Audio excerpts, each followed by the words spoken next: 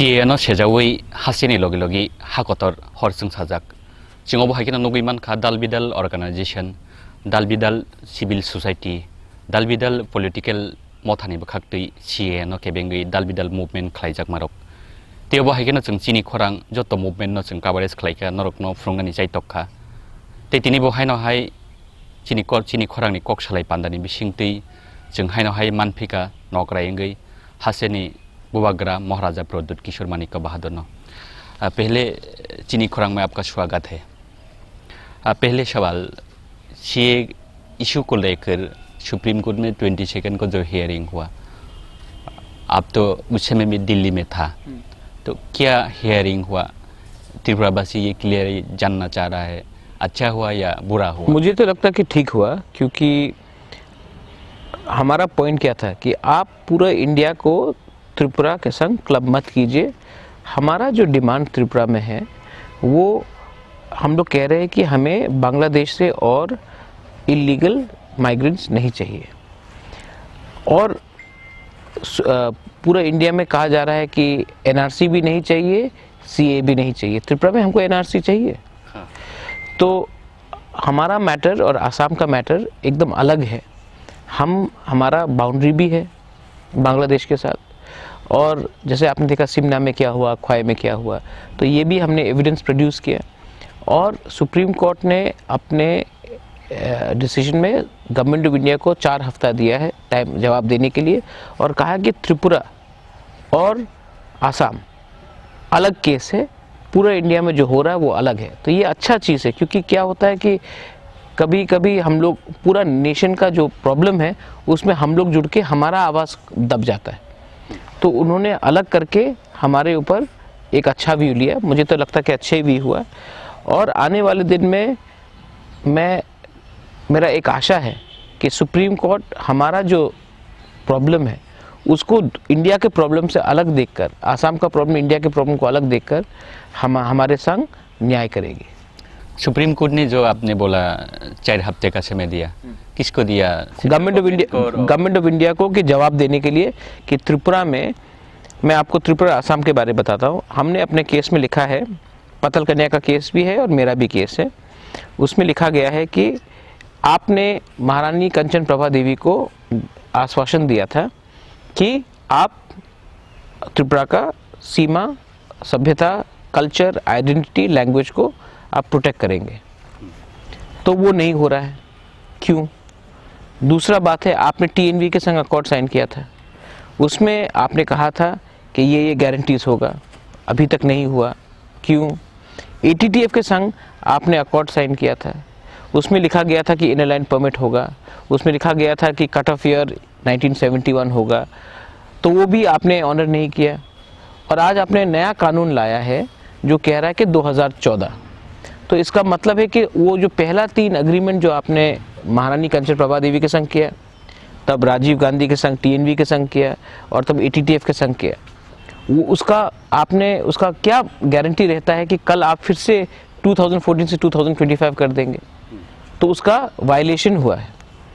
दूसरा बात है कि आसाम में भी यही चीज़ हुआ था, आसाम अकॉर्ड के साथ 85 में, तो उसका भी वायलेशन हो रहा है। तो आप हमारा ये मेघालय में नहीं हुआ है, ये मणिपुर में इंस्ट्रूमेंट एक्सेशन हुआ लेकिन उन्होंने चैलेंज ही नहीं किया, अरुणाचल में नहीं हुआ है, बंगाल में नहीं हुआ है। तो त्रिपुरा और आसाम का एक यूनिक सिचुएशन है जहाँ में पहले से गवर्नमेंट ऑफ इंडिया ने हमारे लोगों को, हमारे राजमाता को, TNV को, ATTF को गारंटी दिया था कि हम आपका ये कट ऑफ ईयर रखते हैं, ये सुरक्षा रखते हैं, ये आपको राइट्स है, आपका राइट्स को हम उल्लंघन नहीं करेंगे। ये CA में उल्लंघन हुआ है, इसके लिए त्रिपुरा और आसाम में ये लागू नहीं होना चाहिए। सुप्रीम कोर्ट ने कहा कि ये ठीक है, गवर्नमेंट को ये सवाल का जवाब देना चाहिए 4 हफ्ते के अंदर। रिपोर्ट मिलने के बाद लगभग कितना समय लग सकता है? कॉन्स्टिट्यूशनल बेंच है। देखो, ये लड़ाई एक दिन में नहीं जीता जाएगा, लेकिन अगर हमने अपना हिम्मत नहीं खोया, अगर हम अपने दफा के लिए लड़ रहे हैं, तो उसमें आपका हर चीज़ आप अपने स्वार्थ के लिए नहीं कर सकते हो। आज अगर हम बिक जाएंगे तो ये जो फाइट है ये एक दिन का फाइट नहीं है, लेकिन सुप्रीम कोर्ट ने स्वीकार किया है कि त्रिपुरा और आसाम का केस अलग है। इसका मतलब है कि हम भी कहीं में असली स्ट्रॉन्ग लीगल ग्राउंड में हैं। हाँ। ये बात हमें इसको आगे ले जाना है, कॉन्स्टिट्यूशनल बेंच में ले जाना है, और हम CAA को सुप्रीम कोर्ट के थ्रू स्टे करना चाहते हैं in the state of Tripura. CAA issue को लेकर त्रिपुरा में और भी क्या मूवमेंट होना चाहिए, आप क्या बिलीव करता है? मुझे लगता है कि मूवमेंट तो चालू रहना चाहिए, इंटेंसिटी जैसे भी हो रहना चाहिए, क्योंकि जब तक पब्लिक नहीं जानेगी कि CAA हमारे लिए कितना डेंजरस है तब तक होगा नहीं कुछ।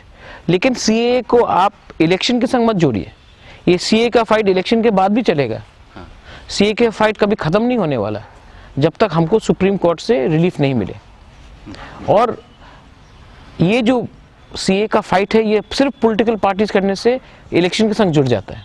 इसको सोशल मूवमेंट होना चाहिए, इसको पब्लिक का मूवमेंट होना चाहिए, इसका तिपरासा का मूवमेंट होना चाहिए। इसमें सिर्फ तिपरासा नहीं, जो बंगालीज हैं जो अफेक्ट होंगे उनको भी आना चाहिए, जो मुसलमान है जो अफेक्ट होगा उनको भी आना चाहिए, जो मणिपुरी है जो जिनको अफेक्ट होगा उनको भी आना चाहिए। आज इंडिया का सबसे बड़ा प्रॉब्लम क्या है, त्रिपुरा का सबसे बड़ा प्रॉब्लम क्या है? सबसे बड़ा प्रॉब्लम है कि हमारा पॉपुलेशन इतना बड़ा है। आज हम अपने त्रिपुरा के लोगों को, जो बंगाली हो, तिपरासा हो, चाकमा, मॉग हो, मणिपुरी हो, मुसलमान हो, बिहारी हो, उनको हम लोग नौकरी नहीं दे सकते। स्कूल में हम उनको ठीक से शिक्षा नहीं दे सकते। हम अपने हिंदुस्तान के लोगों को ठीक से सुविधा नहीं दे सकते, और हम बांग्लादेश से आदमी को लेके आएंगे तो ये कहाँ का लॉजिक है? आप तो पहले भी इंडिया का जो होम मिनिस्टर अमित शाह से भी मिला है, तो त्रिपुरा और आसाम के इशू को लेकर उनका क्या ओपिनियन है? उनका जो भी ओपिनियन है, मेरा पोजीशन क्लियर है। उन्होंने कहा था कि हम CAA नहीं हटा सकते, तो मैंने कहा अगर आप नहीं हटाएंगे तो मैं आपके संग केस कोर्ट में जाऊंगा। उन्होंने हमारा बात हुआ था क्या बोलते हैं कि 6 शेड्यूल को कैसा बचा जाए, तो मैंने कहा 6 शेड्यूल को तो वो तो 125th स्टैंडिंग कमेटी है ही पार्लियामेंट का, उसमें मैं अपना सुझाव दूंगा, लेकिन आप CAA को 6 शेड्यूल के संग मत लिंक कीजिए। आप CAA को अलग तरीके से देखिए, क्योंकि त्रिपुरा ने पहले से ही CAA पास करके रखा है। रिसेंटली जो 125 अमेंडमेंट के लिए सेंट्रल गवर्नमेंट, स्टेट गवर्नमेंट जो प्रोसेस चल रहा है, आप इस विषय में क्या बोलना चाहते हैं? देखिए, मेरा पॉइंट ऑफ व्यू 6 शेड्यूल में बहुत क्लियर है। फंडिंग डायरेक्ट होना चाहिए, उसके बाद land, forest, reserved and unreserved state government में नहीं रहना चाहिए, ADC के डायरेक्टली कंट्रोल में आना चाहिए। फाइनेंस इंडिपेंडेंट होना चाहिए, इसका मतलब है कि डायरेक्ट फंडिंग होना चाहिए ADC को। सेकेंड चीज़ है, ये आज दिल्ली में सरकार कोई और है तो ये लोग कहीं और जाएंगे, कल कांग्रेस आएगा तो कांग्रेस में चले जाएंगे, CPM है तो CPM में चले जाएंगे, ऐसा नहीं चलेगा। तो एंटी डिफेक्शन लॉ आना चाहिए 6 शेड्यूल में, क्योंकि एंटी डिफेक्शन जब तक नहीं होगा ये आपका 6 शेड्यूल में हमेशा ये अनस्टेबल रहेगा। इसलिए तो अमेंडमेंट चाहिए। अमेंडमेंट नहीं, और भी है। सोसाइटीज, संगठन जमीन रखते हैं 6 शेड्यूल एरिया में, उसमें भी सीलिंग होना चाहिए। कैसा है कि एक सोसाइटी के पास 800 कानी 900 कानी ज़मीन है और हमारे जो ADC जो तिपरासा के लिए है उनके पास ज़मीन नहीं है, तो सीलिंग होना चाहिए। और सोसाइटी और NGO ये उनका भी एक डेफिनेशन होना चाहिए, और सोसाइटी के माध्यम से बहुत लोगों ने ज़मीन ऑक्यूपाई करके रखा है, उसको भी अब हम निकालेंगे जरूर। हाँ, किस आधार से वो कोई कहता कि महाराज के टाइम से है, अरे आज महाराज सीलिंग के अंदर है, महाराज को आपने सीलिंग के अंदर ला दिया था, रॉयल फैमिली को सीलिंग के अंदर ला दिया, तो जो जमीन महाराज ने किसी और को दिया वो सीलिंग के अंदर क्यों नहीं आएगा? उसको भी आना चाहिए सीलिंग के अंदर। तो वो नहीं हुआ है, वो ADC के अंदर है, तो उसको भी हम निकालेंगे अब। और एक बात, रिसेंटली जो आपको आपका डिमांड लेकर सेंट्रल गवर्नमेंट ने रियांग ब्रो को 600 करोड़ का जो पैकेज डिक्लेयर किया है, आपके साथ साथ और कौन ये क्रेडिट मिलना चाहिए, आप क्या बोल? ब्रू को लोगों को मिलना चाहिए।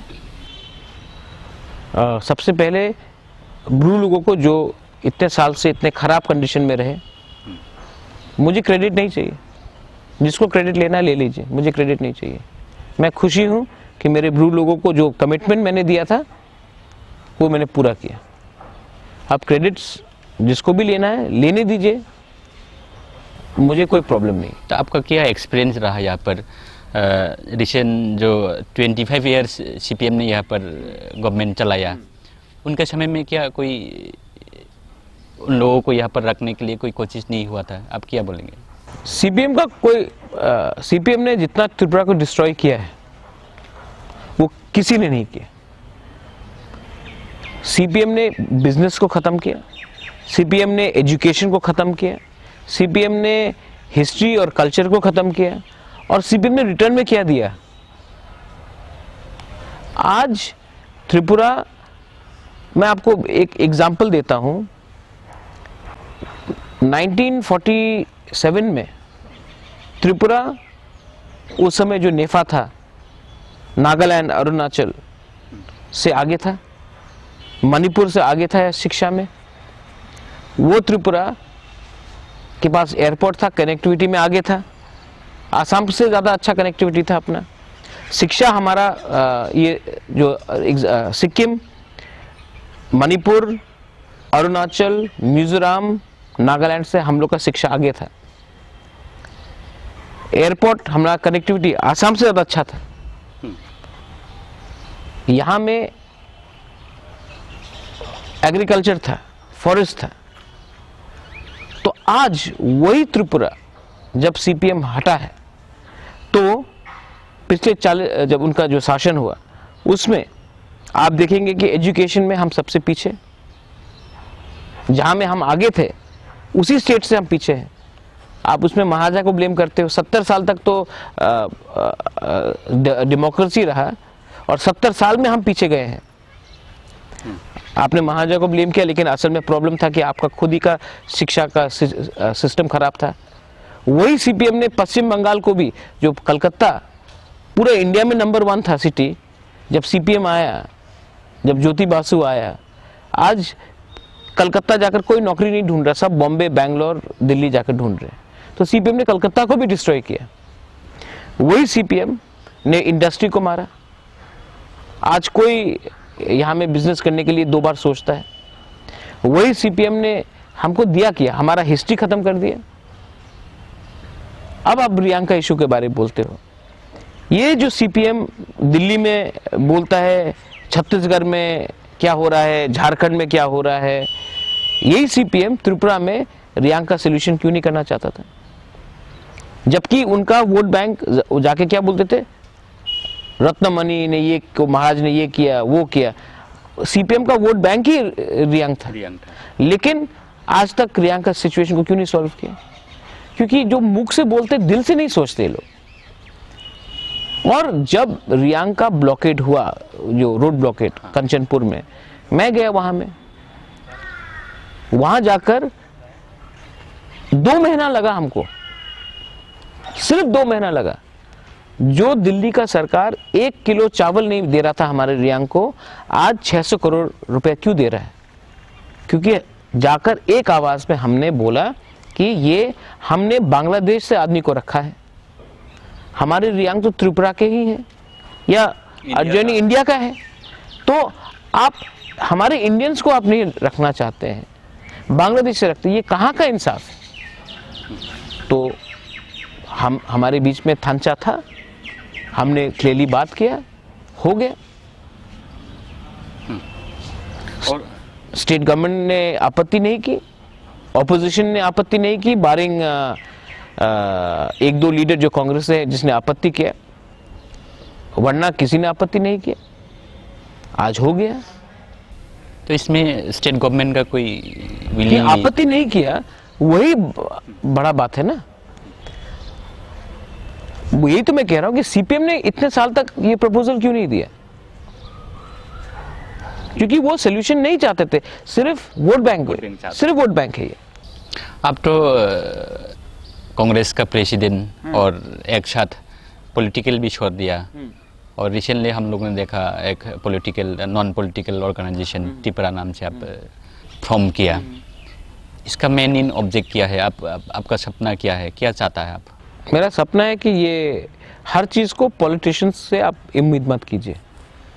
पॉलिटिशियन इलेक्शन के बाद आपको भूल जाएगा, लेकिन अगर स्ट्रॉन्ग सोशल ऑर्गेनाइजेशन रहा तो हम अपने दफा को इकट्ठा करके अपना जो डिमांड है वो हम लोग कर सकते हैं। ये एक प्रेशर ग्रुप है, और ड्रग्स का प्रॉब्लम हो, लीगल केसेस हो, जैसे कि सुप्रीम कोर्ट में अभी हम लोग सीए के विरुद्ध फाइट कर रहे हैं, एनआरसी के लिए हो, हमारे सोसाइटी में भी बहुत प्रॉब्लम है। महिला के लिए सुरक्षा, बॉर्डर में एम्प्लॉयमेंट हो, अपना मार्केट प्लेसेस हो, कल्चर हो, तो एक सोशल ऑर्गेनाइजेशन का दरकार था। जो महाराजा, आप देखो मेरे पिताजी कांग्रेस से 1964 से है, 63 में नेहरू से मिले थे वो, तो महाराज ने कभी अपना संगठन ही नहीं किया, वो तो सिर्फ पॉलिटिकल पार्टी में रहा। और जब मैंने देखा कि पॉलिटिक्स से आप सिर्फ इलेक्शन जीत सकते हो, लेकिन लोगों को समाधान नहीं कर सकते हो। और पहले से इतने पॉलिटिशियंस जो है ही त्रिपुरा में, सोसाइटी को कौन एक करेगा, त्रिपुरा के बारे कौन बात करेगा? और जब आप कांग्रेस में हो या नेशनल पार्टी में हो, तो आपको अनुमति चाहिए दिल्ली से अपने लोगों के लिए बात करने के लिए। मैं गुलामी नहीं कर सकता। मुझे त्रिपुरा के लोगों ने सम्मान दिया है, त्रिपुरा के लोगों ने प्यार दिया है, तो मैं दिल्ली जाकर क्यों भीख मांगू? जब मैं दिल्ली जाता हूं तो अपने त्रिपुरा के लिए बात करने जाता हूं। और मुझे लगा कि ये नेशनल पार्टीज को इंटरेस्ट नहीं है, तो मैं क्यों गुलामी करूं? और अगर मुझे बात करना है तो सिर्फ त्रिपुरा के लिए बात करना है ना, मैं क्यों जाकर दिल्ली में जाकर पूरे इंडिया के बारे में बात करूं और अपने त्रिपुरा के बारे में बात नहीं करूं? ये नेशनल पार्टी का प्रॉब्लम है। तो मुझे लगा कि ये इतना खराब सिस्टम है, मेरे ऊपर इतना प्रेशर दिया गया कि ये डिमांड मत करो, एनआरसी मत डिमांड करो, सीए को थोड़ा हल्का करो, ये लोग जो बीजेपी में है इनको कांग्रेस में पोजीशन दो। और ये लोग दिन में एक दूसरे को गाली बकते हैं भाषण के टाइम, शाम को बैठकर एक दूसरे के संग चाय पीते हैं, सर्किट हाउस में मिलकर कॉन्ट्रैक्ट करते हैं। मुझे ये इतना झूठ, मैं पब्लिक को झूठ नहीं बोल सकता। जब आप पार्टी में थे तब भी पार्टी का ही है एक लीडर बीरजीत सिन्हा आपके खिलाफ बोलता रहा, अब भी पार्टी छोड़ने के बाद भी और एक लीडर फिर से आपके खिलाफ बोल रहा है, क्यों ऐसा? कौन लीडर? बीरजीत सिन्हा बोला था पहले तो। हाँ, अभी कौन बोल रहा है? अभी शुभल भूमिक बोल रहा है। वो लीडर है क्या? वो लीडर कहाँ है? उसको इतना ऊपर अब मत बनाइए ना, लीडर कहाँ है वो? उसको तो मैंने लाया था ना बीजेपी से, कांग्रेस टिकट तो मैंने ही दिया था, मतलब कि इंदिरा जी, सोनिया गांधी, और तो आपने लाया था। हाँ, आपकी खिलाफ ही बोल दिया अभी। हाँ, तो ये है ना, यही पॉलिटिक्स। नहीं, आप कंचनपुर में देख लो, राजमाता कंचन प्रभा देवी ने जगह दिया, आज वही कंचनपुर के सब नहीं, 2-3 लोग हैं जो ये ऐसा करते करते रहते हैं ना, हाँ, वो लोग ही गाली बकते हैं। तो जो आदमी पीठ में छुरी मारता है, मुझे भी सीखना चाहिए ना कि कौन है जो मेरे संग है और कौन है जो मेरे खिलाफ है। और सुबल भौमिक जैसा आदमी, उसके बारे क्या बोले? वो कांग्रेस में था, कांग्रेस से वो प्रगतिशील कांग्रेस किया, उसके बाद वो अपना खुद का पार्टी को बंद कर दिया। हाँ। ऐसा नहीं है कि किसी का पार्टी छोड़, खुद का पार्टी को ही बंद किया। तब वहां से वो बीच में तृणमूल जाने की कोशिश किया, तृणमूल में ममता ने उसको रैली में डायस में नहीं बिठाया तो उससे भी छूट गया। तब वहां से वो गया बीजेपी। कांग्रेस मुक्त भारत, कांग्रेस मुक्त त्रिपुरा का पहला स्लोगन सुबल भौमिक ने दिया। तब उसके बाद बीजेपी में उसका वो इलेक्शन हारा, उसको कुछ नहीं मिला, तब वो कांग्रेस में आया, आज कांग्रेस में वापस आया, आज वो सर्टिफिकेट बांट रहा है कि ये लॉयल कांग्रेस है, ये खराब है। तो शायद थोड़े दिन के बाद कांग्रेस से भी वो हट जाएगा। तो वो लीडर नहीं है ना।